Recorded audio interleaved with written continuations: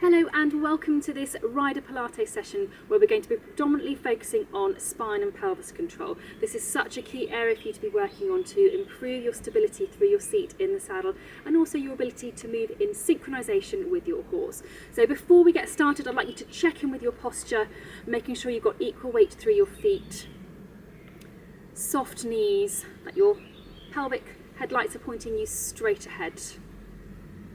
That your shoulders are relaxed and down, right down through your arms and into your fingertips. And you've got that feeling that your spine is made of elastic and allowing you to stretch up nice and tall. Then making sure that your knees are staying soft, I'd like you to take your arms forwards, roll them over to one side and slide back up to the top. Then you're going forwards, over to the side and back up to the top.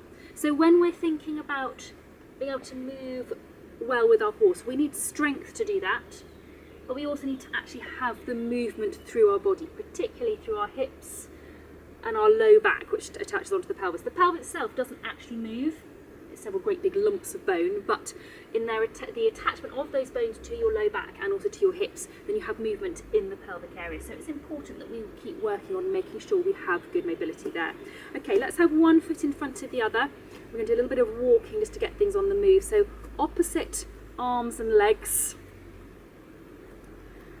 As you move, trying to move your pelvis forwards and backwards. So we don't want to just be on the spot. You really want to feel that your pelvis is moving forwards and backwards. But as you do this, keep your shoulders over your pelvis. So if I go from the side, you see this picture.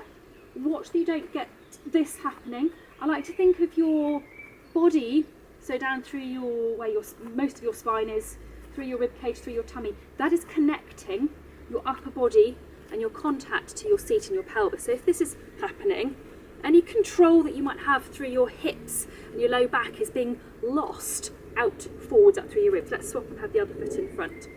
And it's exactly the same thing, opposite arms and legs. So you want to be really thinking of keeping your ribs sinking downwards so that any movement absorption that's happening through your low back is then carried on up through the whole of your spine and up into your shoulders. Otherwise you'll find that if this is happening, then your hands are all over the place because you haven't got the control through here.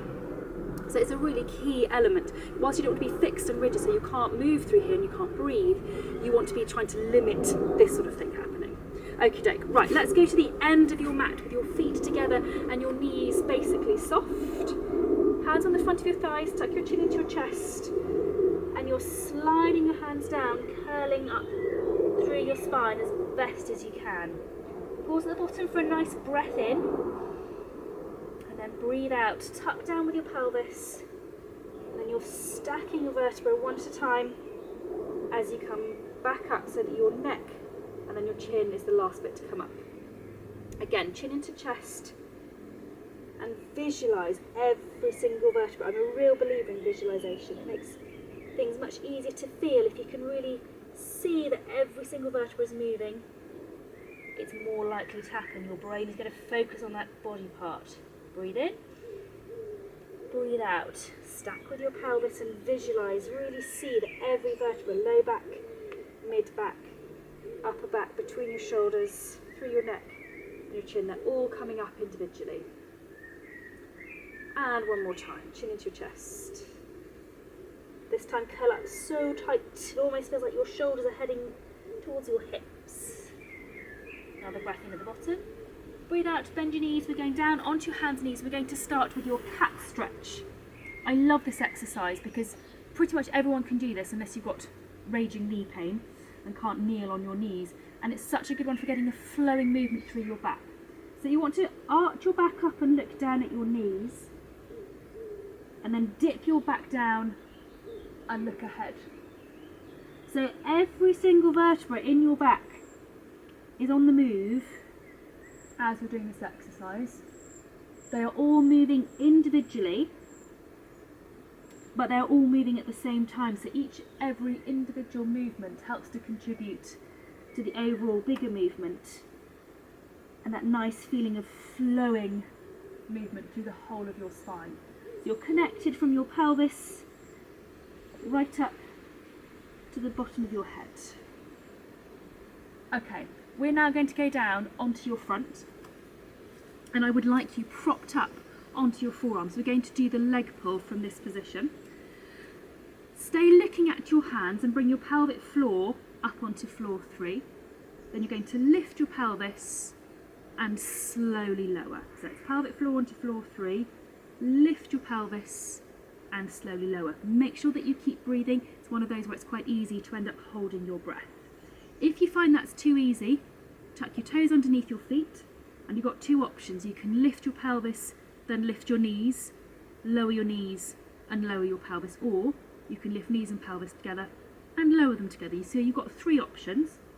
If you get any back pain when you tuck your toes underneath your feet, then just stick to doing the ones with your feet flat. By tucking your toes under, it does change the angle coming down through your pelvis into your back, and I get that sometimes. If I'm a bit stiff, then I do sometimes feel it a little bit in my back.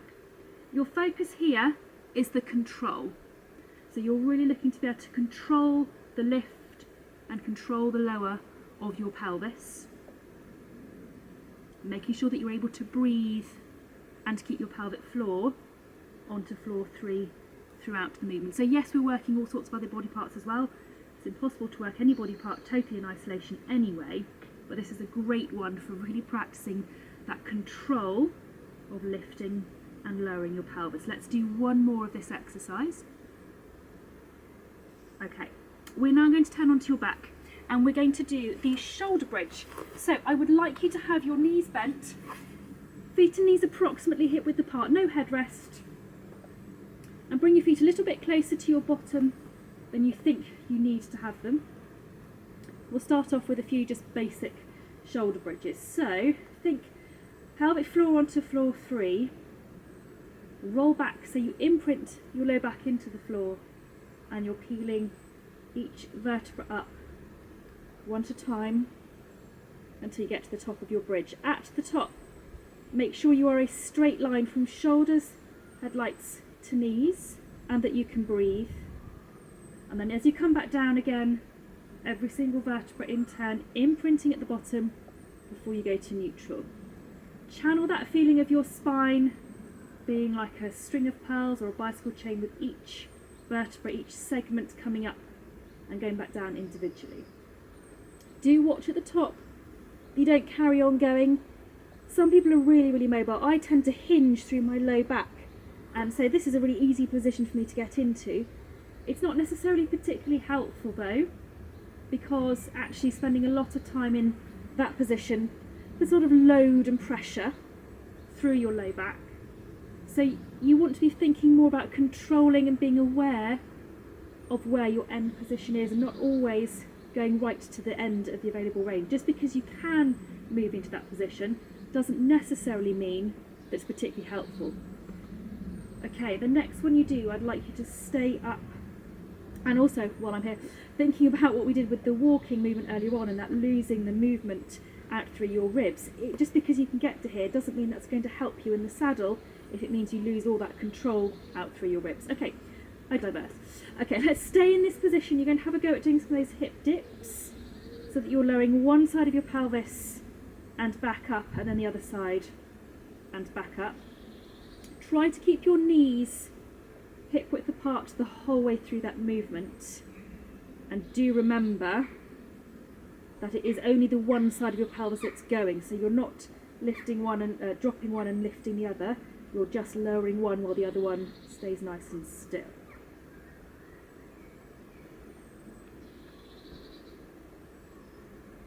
Okay, bring yourselves back down through your imprint and have a little bit of a breather. We're going on to do some of the leg extensions, and I'm going to give you 2 versions that you can do for this one depending on how strong you're feeling today. So version 1 is to come up into your bridge. You're going to stay in that basically neutral bridge position and then straighten each leg in turn. As you straighten the legs, try to keep your pelvis nice and level so you're not collapsing as you straighten your leg. Option number 2, straighten the leg before you start, come up into your bridge, change your legs over at the top and then come back down, and then again into the reverse, peel up, swap the legs over at the top and peel back down. So do whichever one feels best for you. If you are staying up and doing the leg extensions in the bridge position. You don't have to stay up and do hundreds. If you want to come back down, have a breather, and then go up and do a few more.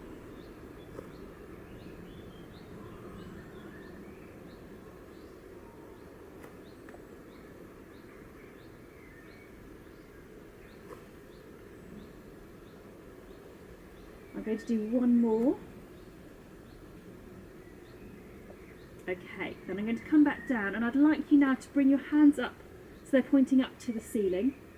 And we're just going to do a few nice straightforward bridge movements without the hand support. Now obviously you could, if you wanted to really push yourself, if you're doing the session again, do all the exercises we've just done, or the versions of this exercise we've just done, without your arms, because it is harder. You've got to really focus on that control without being able to press down through your hands. Let's do one more. Okay, then bring your arms back down. We're going to move on to your hip twist, so you can bring your feet a little bit further away. If you're going to go from the floor, suggest hands onto your headlights so you've got that positional feedback. Then you're rolling one knee out to the side and back up, and then the other knee out and back up. You've got a halfway version coming up with one leg to tabletop, rolling the whole leg out, back up, bring that foot down, bring the other leg up and do the same. Or level 3 version, both legs in tabletop, you're rolling one leg out, back up, and roll the other leg out and back up. Whichever one you're doing, this is one of those wine glass exercises, so the knee that isn't moving stays still enough to have a nice full glass of wine balanced on it at the end. And this is about moving your hips whilst keeping your pelvis still. We're really trying to avoid this happening. So if you want to be really secure in your seat through your pelvis and your low back, you want to know that you can move your leg without your pelvis and then the rest of your body on top of that coming to. If every time you move your leg, your body comes to, then you're not secure through your seat. And that's going to be confusing to the horse and destabilising for you. Let's do one more with each leg. And then bring your feet down one at a time and come up into sitting. So just because we want to be able to move nicely through our low back and pelvis, we also need to sometimes know when to be still through that area and move somewhere else, maintaining that nice, stable, secure, still seat while things are moving on around. Okay, we're going to move on to doing the oblique roll-up. So from the front, this is how you want to be sat. Legs together, try to keep your knees together, hands relaxed on the front of your shins, shoulders relaxed. If you need to sit on something to do this, pause and pop and get a small book, cushion, whatever makes you feel comfortable. And then you're just going to be rolling back through your low back and pelvis. Let me go sideways so that you can see a little bit better. So you're rolling back through your low back and pelvis. What we're not doing is kind of a modified sit-up. Think about the movement that you have in the saddle. It's predominantly through here. So this is the bit that you want to be working. If that's easy, hold your hands up in front of you. It's not quite rein holding position, but almost. Keep your shoulders relaxed, try to keep your hands soft so you're not clinging on to anything. If you're finding that easy, you can then add in a little turn to the side as you rock back, and as you rock forwards, you bring the arm up again. The main thing if you're doing this option is that you still keep that movement very much to your low back and you don't again start to make it into a really, really big movement. If you're doing this for a more of a jumping type of exercise, so you're thinking of preparing yourself for a drop fence, then doing that version would be more useful. But most of us, the majority of the time, this will do. Last one. Fabulous. Okay, I'm going to now sit with my legs crossed. Again, if you find it hard to sit with your legs crossed, you can do this frog's legs, legs straight, or sitting on something. It's entirely up to you. Bring your arms up in front. So try to get your elbows as level as you can. Try to have equal weight through your seat bones as well. And you're going to push your arms forwards and straighten back up. As you push your arms forwards, try to get your elbows as level as you can so you're not tipping off to the side. I'm exaggerating, but hopefully that demonstrated the point. And also think about your seat bone pressure, make sure that's really equal as well. The next one you do, I'd like you to go forwards and then scoop your arms upwards, scoop them back, and then straighten up. So going forwards, scoop up, down and back. Forwards, scoop up, down and back. Okay, then going to cross your legs the other way, fold your arms the other way, check level seat bones, check level elbows hopefully, and then off you go again. And now this way will feel really weird. You will have naturally chosen the way that you kind of feels most normal for you to cross your arms and legs. So it's good to challenge the brain and challenge the body, making sure can you keep everything level and equal, even if it's not your most natural way of doing things. Okay, then let's add in some of those little scoops. So forwards, scoop. This is a great one for getting a bit of mobility and control through your upper and mid back. Last one. Okay, then bring your arms back down by your side, make sure there's no tension running down through your arms. And then just loosen off through your shoulders, nice big rolls up, back and down. I know that last one, that spine stretch, can be a little bit tiring up around the neck and shoulders. Okay, we are going to leave it there. You've had some quite hard bits with some of those exercises in the middle there, but these are all going to make such a difference, particularly if you can do these sorts of exercises 2, maybe even 3 times a week. The more you keep chipping away at it, the stronger, more secure, more stable you'll be, and the better you'll be able to move with your horse, regardless of what you're doing, whatever the horse is doing. Thank you so much for watching. If you haven't subscribed already, please do so. There'll be a blob here on the screen in a second. Look after yourselves, and I will see you very soon.